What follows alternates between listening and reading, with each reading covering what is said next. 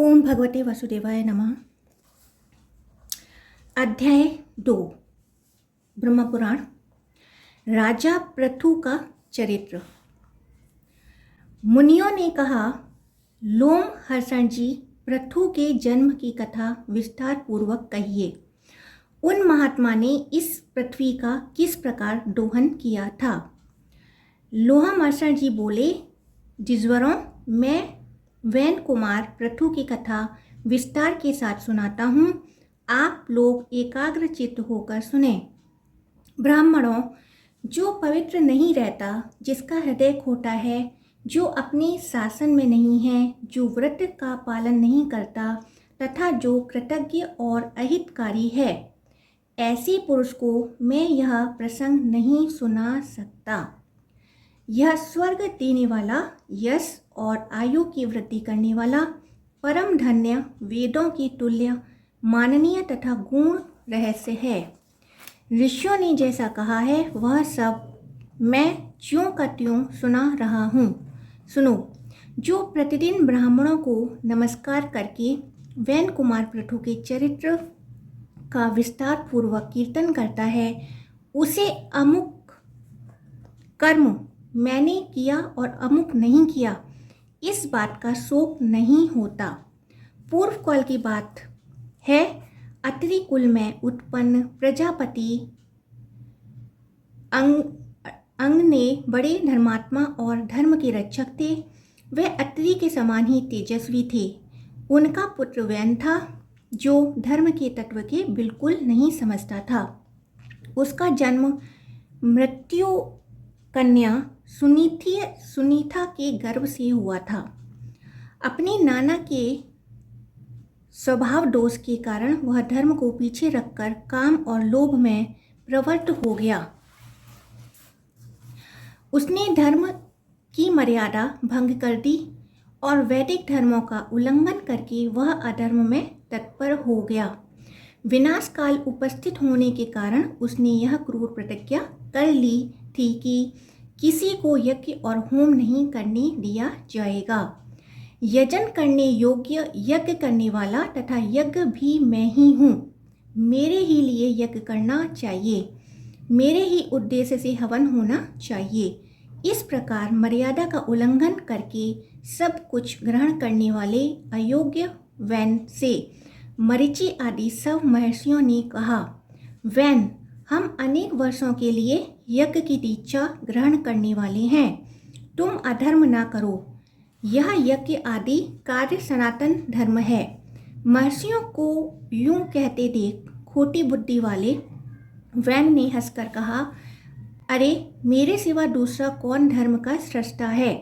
मैं किसी की बात सुनूं? विद्या, पराक्रम, तपस्या और सत्य के द्वारा मेरी समानता करने वाला इस भूतल पर कौन है।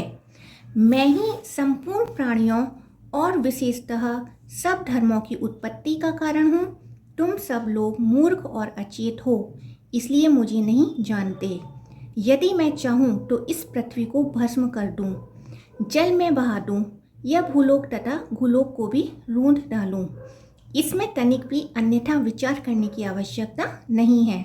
जब महर्षिगण वैन को मोह और अहंकार से किसी तरह हटा न सके, तब उन्हें बड़ा क्रोध हुआ। उन महात्माओं ने महाबली वैन को पकड़कर बांध लिया। उस समय वह बहुत उछल कूद मचा रहा था। महर्षि कुपित तो थे ही, वैन की बाईं जंघा का मंथन करने लगे। इससे एक काले रंग का पुरुष उत्पन्न हुआ, जो बहुत ही नाटा था। वह भयभीत हो हाथ जोड़कर खड़ा हो गया। उसे व्याकुल देख अत्रि ने कहा, निषीद, बैठ जा।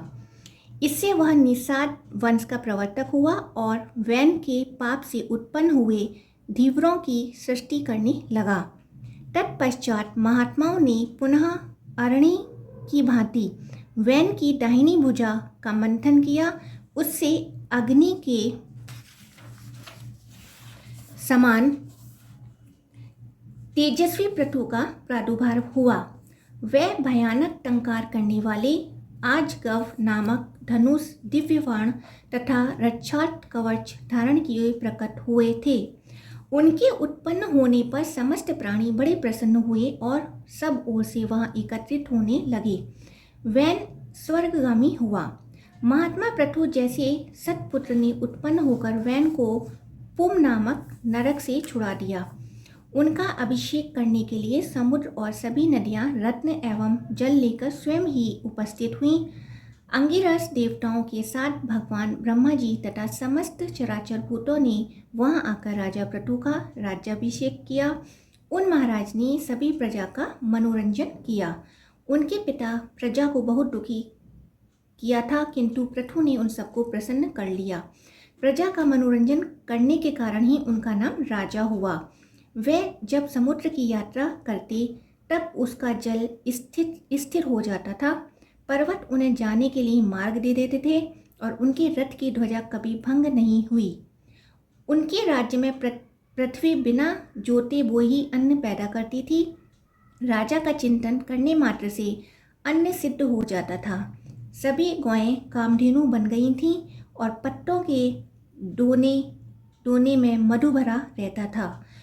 उसी समय पृथु ने पैतामह ब्रह्मा जी से संबंध रखने वाला यज्ञ किया। उसमें सोमा भी विष के दिन सूती सोमरस निकालने की भूमि से परम बुद्धिमान सूत की उत्पत्ति हुई। उसी महायज्ञ में विद्वान मागध का भी प्रादुर्भाव हुआ। उन दोनों को महर्षियों ने पृथु की स्तुति करने के लिए बुलाया और कहा, तुम लोग इन महाराज की स्तुति करो। यह कार्य तुम्हारे अनुरूप है और यह महाराज भी इसके योग्य पात्र हैं। यह सुनकर सूत और मागध ने उन महर्षियों से कहा, हम अपने कर्मों से देवताओं तथा ऋषियों को प्रसन्न करते हैं। इन महाराज का नाम, कर्म, लक्षण और यश कुछ भी हमें ज्ञात नहीं है जिससे इन तेजस्वी नरेश की हम स्तुति कर सकें। तब ऋषियों ने कहा, भविष्य में होने वाले गुणों का उल्लेख करते हुए स्तुति करो। उन्होंने वैसा ही किया। उन्होंने जो जो कर्म बताए उन्हीं को महाबली पृथु ने पीछे से पूर्ण किया।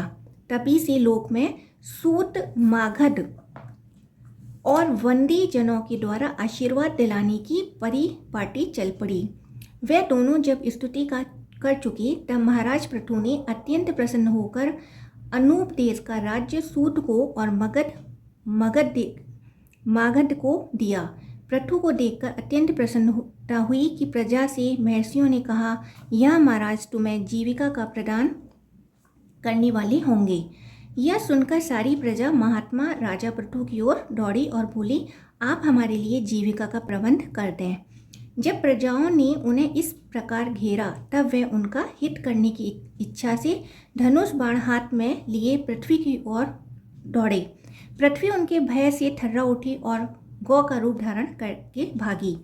तब पृथु ने धनुष लेकर भागती हुई पृथ्वी का पीछा किया।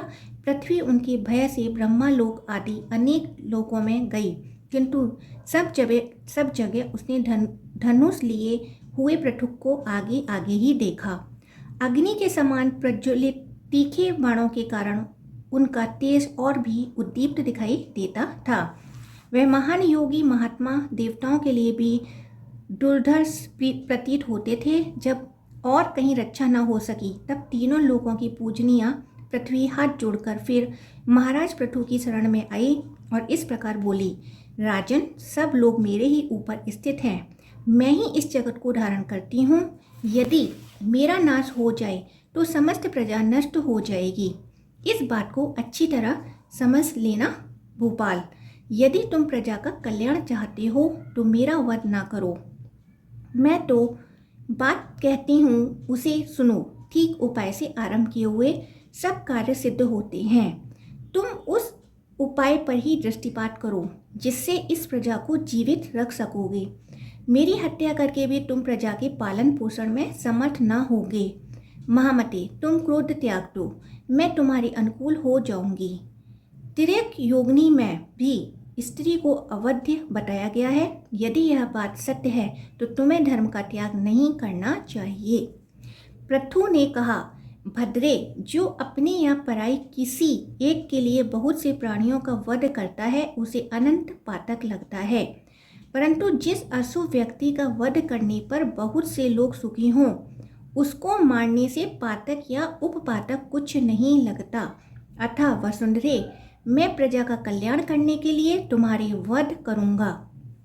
यदि मेरे कहने से आज संसार का कल्याण नहीं करोगी तो अपनी बाण से तुम्हारा नाश कर दूंगा और अपने को ही पृथ्वी रूप में प्रकट करके स्वयं ही प्रजा को धारण करूंगा।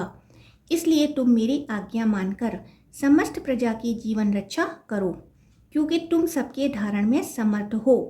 इस समय मेरी पुत्री बन जाओ, तभी मैं इस भयंकर बाण को जो तुम्हारे वध के लिए उद्यत है रोकूंगा। पृथ्वी बोली, वीर, निसंदेह मैं यह सब कुछ करूंगी। मेरे लिए कोई बछड़ा देखो जिसके प्रति स्नेह युक्त होकर मैं दूध दे सकूं। धर्मात्माओं में श्रेष्ठ भूपाल, तुम मुझे सब ओर बराबर कर दो, जिससे मेरा दूध सब ओर बह सके। तब राजा पृथु ने अपने धनुष की नोक से लाखों पर्वतों को उखाड़ा और उन्हें एक स्थान पर एकत्रित किया, जिससे पर्वत बढ़ गए। इससे पहले की सृष्टि में भूमि समतल न होने के कारण पुरों अथवा ग्रामों का कोई सीमाबद्ध विभाग नहीं हो सका था। उस समय अन्न, गौरक्षा, खेती और व्यापार भी नहीं होते थे। यह सब तो वैन कुमार पृथु के समय से ही आरंभ हुआ था। भूमि का जो भाग समतल था वहीं पर समस्त प्रजा ने निवास करना पसंद किया। उस समय तक प्रजा का आहार केवल फल मूल ही था और वह भी बड़ी कठिनाई से मिलता था। राजा पृथु ने स्वयंभू मनु को बछड़ा बनाकर अपने हाथ में ही पृथ्वी को दोहा। उन प्रतापी नरेश ने पृथ्वी से सब प्रकार के अन्नों का दोहन किया। उसी अन्न से आज भी सब प्रजा जीवन धारण करती है। उस समय ऋषि, देवता, पितर, नाग, दैत्य, यक्ष, पुण्यजन, गंधर्व, पर्वत और वृक्ष सबने पृथ्वी को दुहा। उनके दूध, बछड़ा, पात्र और दुहने वाला यह सभी पृथक पृथक थे। ऋषियों के चंद्रमा बछड़ा बने, बृहस्पति ने दुहने का काम किया, तपो में ब्रह्मा उनका दूध था और वेद ही उनके पात्र थे। देवताओं ने सुवर्णमय पात्र लेकर पुष्टिकारक दूध दुहा, उनके लिए इंद्र बछड़ा बने और भगवान सूर्य ने दुहने का काम किया। पितरों का चांदी का पात्र था, प्रतापी यम बछड़ा बने, अंतक ने दूध दुहा, उनके दूध को स्वधा नामक नाम दिया गया। नागों ने तक्षक को बछड़ा बनाया, तुम्बी का पात्र रखा, ऐरावत नाग से दुहने का काम लिया और विष रूपी दुग्ध का दोहन किया। असुरों में मधु दुहने वाला बना, उसने माया में दूध दुहा। उस समय विरोचन बछड़ा बना था और लोहे के पात्र में दूध दुहा गया था। यक्षों का कच्छा पात्र था, कुबेर बछड़ा बने थे, रजत नाभ यक्ष दुहने वाला था और अंतर्धान होने की विद्या ही उनका दूध था। राक्षसेंद्रों में सुमाली नाम का राक्षस बछड़ा बना, रजत नाभ दुहने वाला था, उसने कपाल रूपी पात्र में सोड़ित रूपी दूध का दोहन किया। गंधर्वों में चित्ररत्नी बछड़े का काम पूरा किया, कमल ही उनका पात्र था, सुरुचि दुहने वाला था और पवित्र सुगंधी उनका दूध था। पर्वतों में महागिरी मेरु ने हिमवान को बछड़ा बनाया और स्वयं दुहने वाला बनकर शिला में पात्र में रत्नों एवं औषधियों को दूध के रूप में दुहा। वृक्षों में प्लच पाकड़ बछड़ा था, खिले हुए साल के वृक्ष ने दुहने का काम किया, पलाश का पात्र था और जलने तथा कटने पर पुनः अंगिरित हो जाना ही उनका दूध था। इस प्रकार सबका धारण पोषण करने वाली यह पावन वसुंधरा समस्त चराचर जगत की आधारभूता तथा उत्पत्ति स्थान है। यह सब कामनाओं को देने वाली तथा सब प्रकार के अन्नों को अंकुरित करने वाली है। गौ रूपा तथा पृथ्वी मैदिनी के नाम से विख्यात हैं। यह समुद्र तक पृथु के ही अधिकार में थी। मधु और कैटव के मेद से व्याप्त होने के कारण यह मैदिनी कहलाती हैं। फिर राजा पृथु की आज्ञा के अनुसार भूदेवी उनकी पुत्री बन गईं, इसलिए इसे पृथ्वी भी कहते हैं। पृथु ने इस पृथ्वी का विभाग और शोधन किया, जिससे यह अन्न की खान और समृद्धशालिनी बन गई।